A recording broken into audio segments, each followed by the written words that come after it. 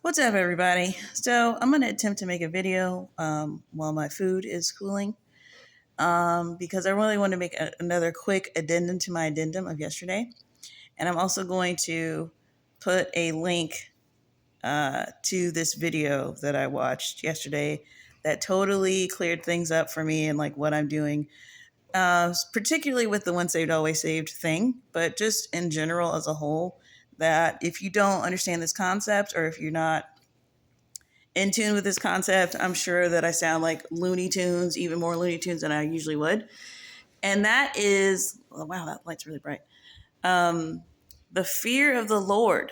The fear of the Lord, which I have talked about before, because just as a teaching thing. But like the fear of the Lord is the beginning of wisdom, as the famous scripture teaches us. But it really undergirds what's the word that I would like to use? I guess undergirds everything that I am saying to you, because the fear of the Lord is my jam. And um, there's some people, I guess, that don't understand this concept. I don't have like super time for these people. I just watched a video this morning, or was it last night? I don't even remember anymore. But this idea of like weaponized incompetence, it's really funny. It's like one of these words that's like popping up in the lexicon that modern life has given us. But it's basically like it's specifically geared towards like when you're in a relationship and you're married to a significant other. We won't judge who it is, but we'll just say for the incident, the example that it's, the man in the relationship. And you give him a task and he's trying to get out of it. So he gets out of it by just pretending to be incompetent at every stage and just being like, well, what do I do? And how do I do this? And like, what does this mean? And like, the idea is that you get so exhausted by the questions that you just take it over yourself, and that the person just gets out of it, and then they tell you that you're doing a great job and you're the best at it. And so I recognize that very much in the religious space. I don't know. I think there's something about me that has always drawn this energy of people. I don't know. I sniff this stuff out. But like this is the energy I think that I keep coming across like in like church circles, and it's why like I just kind of shrink to the back because I'm like, I can't even begin to deal with this. I'm already like dealing with my own like ADD, like laziness issues, and here you come talking about, can you pray for me? Can you just do this? Like, what does this mean? Do you know, like, am I saved? Am I saved? Like, sis, why are you bringing me your salvation? You're at a church. How did you get here? Did you just drive into a building? Are you are you saved? I'm supposed to answer that for you. It's like, don't get like, I'm not going to get hemmed up by y'all in your weaponized incompetence or your strategic incompetence or whatever. Like, I'm going to tell you where to go, which is the Bible. I'm going to give you like a couple, like, because the stuff I'm giving you right now is like the quick common sense, like, here's an acronym to help you. And if you're still confused after that, there's literally no hope for you. You should be afraid, because it's like, that's the thing. It's like, yeah, your husband can do the weaponized incompetence on you, and you end up doing the dishes every day for life, or you end up like, buying your own anniversary gifts. Okay. That's different from you trying to use weaponized incompetence on God and the people of God. That's you going to hell. Like, no one can care about your soul more than you. Like, what are you doing? Like, does it freak you out? Does it scare you? Like, you need to get over that fast, because there's something scarier coming than this. Like, you think this is scary? That's the other thing that I was thinking of while I was cooking my omelet, was like, you know what? People don't like the idea of like when the Christians come and they tell you, choose ye this day whom you will serve. And, it's Jesus or hell. And they just, oh, that's way harsh, bro. Okay, well, guess what? there's something real harsh coming. You just stay on the fence about this, and you wait till the beast and the prophet come, and you need to worship that statue or else, or you need to take that mark or else, because the devil wants a decision too. He needs you to make a decision. So all you people that think being on the fence, you're just going to stay on the fence until and see what this thing is about. The devil is also sick of it. He's like, listen, here, let me make it easy for you. Here's no food. Now, what would you like? Make a decision right now. Like all of heaven and hell and everybody, all the spirit realm is like tired of you. The spirit realm is like, well, you make a freaking choice. Here's riches. Here's no food. Here we go. 1, 2, 3, choose. Like everything is like waiting for you to make a choice, because God is giving you the free will, and you can't take it, and you are just stretching that thing out. He's like, I'm not going to like override your will. And the devil's like, here, let me do it. Move. I'll do it. And I got to say, low key, that's part of the reason why, the devil is part of the plan, because God knows how to use everything. God knows how to use everything. So you can sit here and get mad about it, or you can just hurry up and make a freaking choice. It's like, yeah, no, I gave you free will, but don't be using that free will to not make a decision. I choose nothing. Nope, that's going to get you in a real heap of something. He says, I'd rather you be hot or cold. That's what he say. So all of this is a tangent, but it's fitting perfectly into my fear of the Lord situation, because simply this fear of the Lord thing is just keeping in mind that God is the freaking king of the freaking universe. If I were to go see the president, like I'm talking about the current president, the Joe Biden president, the Joe Biden guy thing. Like, I am not impressed with Joe Biden, but if I was invited to the White House, I'm going to put on some clothes. You know what I'm saying? I'm going to not maybe pack anything that looks like I might be packing a weapon. I'm going to be mindful. I'm going to smile. I'm going to shake hands. I'm going to be polite. I'm going to be on my best behavior. I'm probably going to take some pictures. Okay? Just for the respect of the office. You might not consider that fear, but there's different types of fear. There's fear that's like horror. There's fear that's like terror. There's fear that's just like reverence and awe and all of these things. You're going to give God his respect, like you would, at least like you would freaking Joe Biden. You would probably start saying President Biden when you got past that White House fence, because it's not just about the man. He's also got 12 Secret Service people around him. And, it's the freaking United States. It's like the whole thing. It's like keeping everything in mind. And I've got this really weird thing in my mind, this analogy that I came up with almost immediately. And I'm just going to share it with you because it's really just, this is how my mind works, but it is right. Okay. So I think I've mentioned before about how I used to like write romance and stuff, right? Okay. So I never delved into like there's a bazillion skillion genres. Okay. But there's all these genres of book. There's genres of like where women are basically, the protagonist woman is falling in love with or ends up with very dangerous people.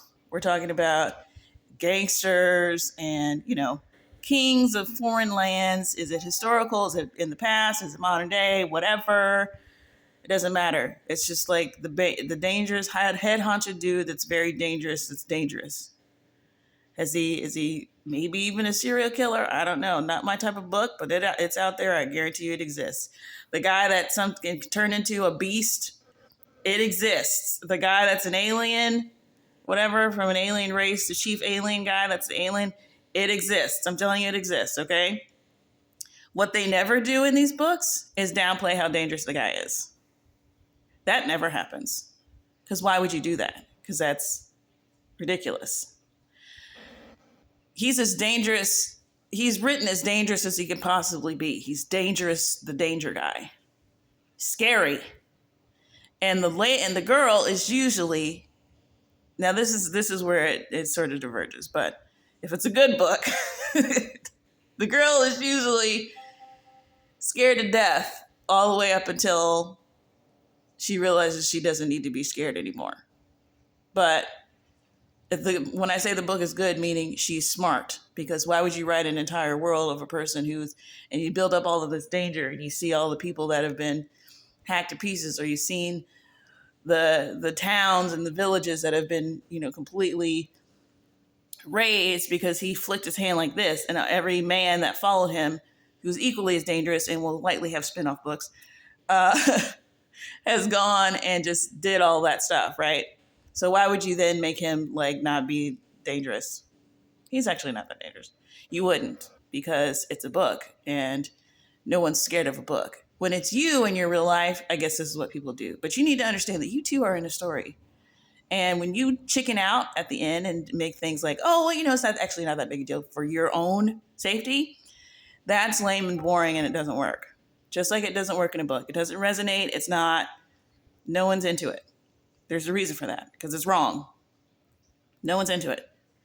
So super dangerous. And then for some reason, she finds, her sick cousin is in the whatever. Her brother is part of the thing, and she's trying to get him out. Whatever. She ends up getting on this super danger guy's radar, and they end up finding a reason to be together. And if the book, like I'm saying, if the book is proper, she is scared to death. I mean, not to get graphic, but usually there's something that happens that shows that the person she's very, very scared, and she should be. And then she miraculously does not die in that first interaction, and she can't figure out why she isn't dead. And then maybe there's 2 or 3 like that before she realizes, oh snap, this is going to be romantic. And then you're on page 157.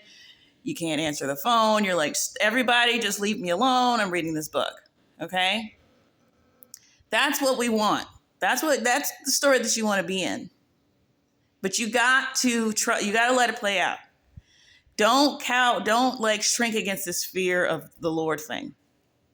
The fear of the Lord is a real thing, and you need to have it. It's not bad. It's good.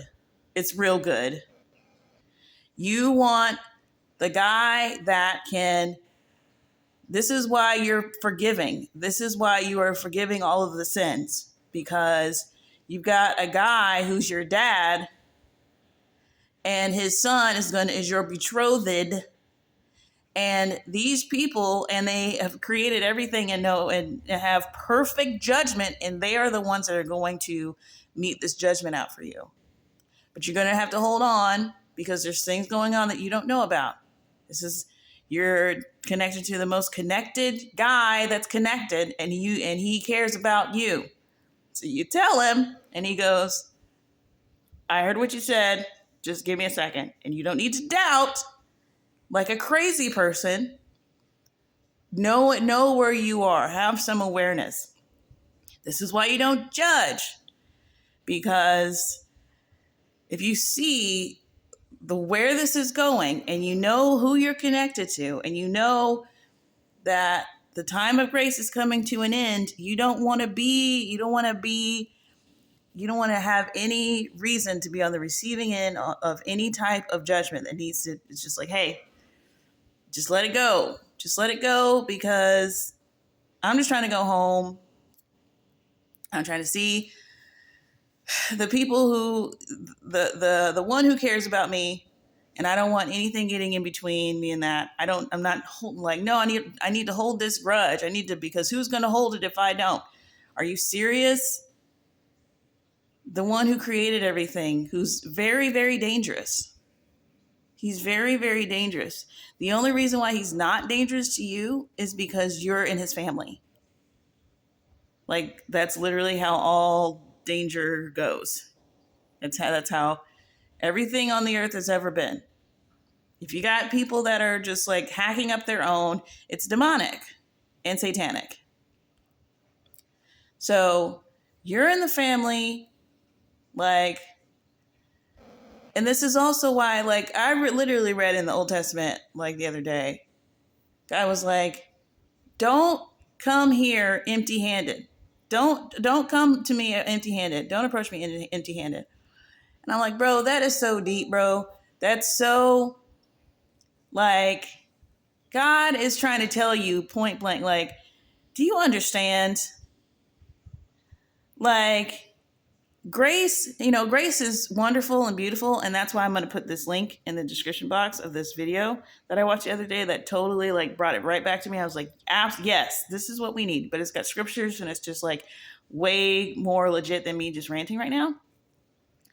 Like, the grace is a beautiful message, and Jesus dying on the cross for us is a beautiful message, and reconciliation is a beautiful message. But it's literally, if you do it too much, your brain's pickled, and now you're just walking up to God. It's like, do you not see that big giant angel with the 4 heads? Do you want to hit the ground? You're not even going to ask permission to approach? Where are you? Like, and this is all going to become clear when it's like in front of our eyes. Like, right now we have to like have a posture of it and just remember things. But like, you're not going to have to remember not to tremble in front of God when you see him. I'm just saying you need to know what to do after that. Don't freak out. I mean, you're going to freak out, but I'm saying beyond that, this is why you need to understand what Jesus did for you. It's not, oh, once saved, always saved. Oh, Jesus died for you. And it was just the cross. It's just the cross. It's just the cross. It's like, yeah, of course, when you go into that room, when you start approaching the awesomeness, Jesus could even be smiling at you. And your atoms are going to be like, I need to leave. I need to go. I need to be on the floor. Something needs to happen. You just need to keep reminding yourself, like, the cross, the blood of Jesus covers you. Yes, absolutely. That is what you need to be saying. But just to be like, oh, once saved, always saved. It doesn't matter what you do, you're fine. Like, bro, you personally need to have that fear of the Lord. In whatever measure you can muster it up. You start with that. Then you add the cross on top of that. Don't leave the fear of the Lord off of the sandwich, okay? Because if you just strut in there with your once saved, always saved, like, I'm saved. I know I'm saved. You're going to get embarrassed. It's like that whole thing. I made a video a bazillion years ago about this verse about, when you go into when you are you're invited guest at a table, like, don't sit in the seat of honor. Like, it's a really, like, I don't know, like, it's just a random etiquette lesson in the middle of the thing. But he's like, don't take the highest seat of honor, like, because somebody of a greater honor might be there, and you're just going to have to, like, loudly get out of your chair and go down to a lesser seat. It's like, take a lower seat and then have them invite you to come and sit in the higher seat. It's like that, that's like my whole thing. Like, that is like my social anxiety, like, wrapped up in a single verse. It's like, Christine's taking the lowest seat. I'll take a pillow and go sit on the ground. You're not going to catch me being like, you're actually in Elijah's seat. If you don't mind, just, it's like, I know I redeemed you, but like, there are people here that are, that are honored here. It's like, you're literally in Jesus's chair though. Like, just relax, just chill out. It's like, it's a gift, it's a free gift, but like, just, treat everything with some, and that's not works based. That's not religion. That's fear of the Lord. Fear of the Lord. Just a regular fear that you would have for a creator of the entire universe. That's all we're asking. And so the slathering on of the grace, it tends to pickle the brain, and then you create this fake false confidence off of this thing that someone told you, rather than you having, it's like, if you're going to go off of something that somebody's told you, let me tell you to have the fear of the Lord. Don't listen to that once saved, always saved stuff. You go do all that stuff on your own. Like, don't just take somebody's word on that. But you do need what you can easily, and it's perfectly fine for you to take my word on, is having the fear of the Lord. Because even if you end up with too much, it's better than not having any. I just saw a video today and it was talking about like how I think someone had like a Torah, like they had like a, I don't know if it was like a Bible Torah mix or something, but they had a Torah and it was showing like where in their printed version where they had taken out like verses in Isaiah 53. It was like, I guess it wasn't like doesn't go from 52 to 54. I think it just like takes out certain things. So it literally like doesn't make sense. Like you don't even, and he was showing like the verse of this particular verses they took out. And I'm just sitting there like, dude, can you imagine what is coming for the person who ripped out the, oh my God, you touched it. Are you crazy? Like, and that, you're not just some random drunk person, some pagan. You're like one of the people, like you're one of God's chosen people and you ripped it out. You ripped it out. Like, oh my gosh, dude, that dude, those people. Because it's like, I'm concerned that there's going to be like a penalty for the people who ripped it out and a penalty for every subsequent person that didn't put it back for generations or continue rips out some more. Like, who are you? Where do you, what? Your mind. And I don't think the fear of the Lord is the problem. That is just complete derangement. That's complete derangement. Because, I mean, if you're Jewish, you got the fear of the Lord down pat. And you're missing some other stuff. For us, for the Christians, it's the fear of the Lord. And that's directly, you can see that. It's tangible. It comes out in the culture. Where it's like, why are we worshiping a God from a different religion? It's because of what Jesus did. It's just like all of this stuff is happening. Thank you, God. He brought me back to my point. The Lord is helping me with this video. He's like, I like this video. Keep going. You're about to say this. So it's like everything in our culture is grace, grace, grace, grace, grace, grace and mercy. It's like he's allowed us to we don't do sacrifices. We've never even seen a sacrifice. We've never seen an altar. We don't know anything about it. The veil was torn. It's like they had a whole thing where the priest had to go in with a bell on so that if he died, they could just bell on a rope. So if the bell stopped belling, they knew he died. He wasn't living, and they could pull him out. That's their culture. Our culture is, oh, what's this ripped veil about? Huh, that's weird. Let me waltz right into the Holy of Holies. So the fear of the Lord is the thing that we're missing, and it's a thing that we're spreading the gospel weirdly because of the stuff that we're missing. So it's not like we're the only ones that are doing stuff wrong, that's like detrimentally wrong. But it's just like if you have the fear of the Lord, it just grates on you when you're watching people do that. So anyway, so we come by it honestly. This lack of the fear of the Lord thing. It's like that's what our culture is about. Oh man! And then I like as I was talking, I like forgot my last point. Hold on, it's gonna come back to me. I know it. Okay, I low-key really did forget it. That's really sad.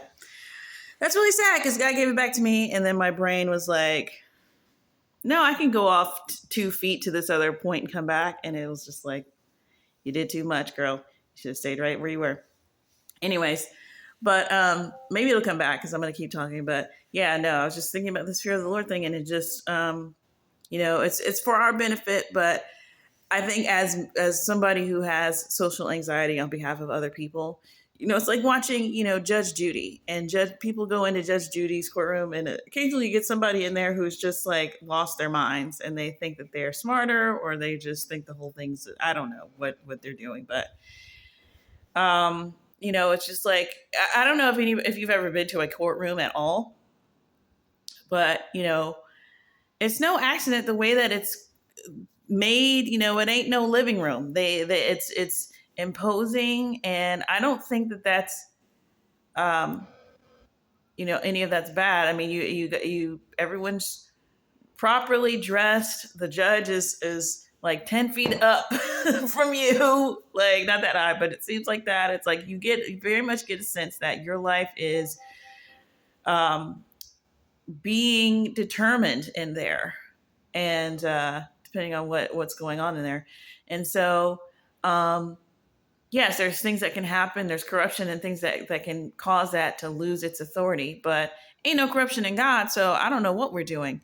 There's absolutely no reason for you to be treating God in a casual manner unless he tells you you can. That's the gist. It's like, let him tell you, that you can approach. Let him tell you, okay, at ease, like, but you do all of the stuff that you're supposed to do first as well as you can. And then, if you get it, let him tell you that it's okay. It's like, it's like, yes, he wants this relationship with you, but yeah, he's still him. And, I just think about all the people that are going to stand before him. Like, I mean, and part of it is, he is so gracious. It's like there's these overlapping traits of his. It's like he's so gracious, and gentleness is one of the fruits of the spirit. So it's like these are things that he has in droves. He has gentleness and he has innocence and he has all these other things, but he can be scary to who he needs to be scary to. So don't be like, oh, you're not like what people are saying, like, some of these people who have near death experiences and they come back and say, oh, he's totally like, it's like, yeah, he was to you in that moment because he needed to be. He has access to all traits and uses them all when necessary. Like, you haven't seen the face of God that is the one, you don't want, like, I don't want to see God's anger. That's scary. I don't like, you got to even be careful of, like, I don't want to see him towards me, but I want to see him get angry with these other people. It's like, I don't even want to incur wrath from thinking, like, because there's verses in the Bible about, like, okay, all of y'all, it's like, I'm going to judge Israel. I'm going to judge my people. But it's like, all of y'all who are sitting back and laughing and geeking about me judging Israel. Yeah, I saw that too. Like, don't get all gleeful and happy over somebody. It's like, there's all of these things that the Bible teaches you about, like, how to be in accordance with the fear of the Lord. It's like, don't get burned up pointing and laughing at somebody else's derision, because ultimately it's all very sad. He doesn't want anyone to perish. That doesn't mean that people won't perish. It's like, how many ways can we try God? Oh, he doesn't want anyone to perish. Okay, good. Well, you don't want anybody to perish, right? You don't want anybody to perish, right? So, just leave me. It's like, okay, you're insane. And then he perishes, or he gets rid of those people. He gets rid of the mockers and the scoffers and all this stuff. And you're like, mocking that and laughing at that. It's like, don't be one of them. Like, it's like, it's sad. The great and terrible day of the Lord is terrible for the people. I think all the time, it's like, could I be doing more? Should I be reaching out more? Because, that's something that's hard for me. It's like, listen, they don't know all the information. They're a Christian like me. We all went to the same church. Why do I need to sit and tell them, and it's just like, I don't think you need the guilt. I don't think you need that on your thing of, like, you could have spoke up, or you could have said more, you could have did more, and you didn't. So, yeah, it's like those things keep people in line. It's like, I'm pretty sure that the prophets, especially the ones that had the really bad jobs, that was literally like, hey, you're going to do this, no one's going to listen to you, but do it anyway. They didn't do those jobs because they loved to be hated, and they loved to go out and do weird stuff and go walk around naked for every year that Israel was sinning. They had a fear of the Lord and they obeyed God. It's like Isaiah went and saw God. Like, there was no way he wasn't doing that job after that experience. So, yeah, that's sad. I think I'll probably, if I watch this back, I'll remember where my head was at, and then I'll have to freaking make an 8-minute video. But that's what I get for trying to go off on a tangent and come back after God was gracious enough to give me my point back so I could say everything that I want to say in one video. Anyway, all right, I'm done. Bye.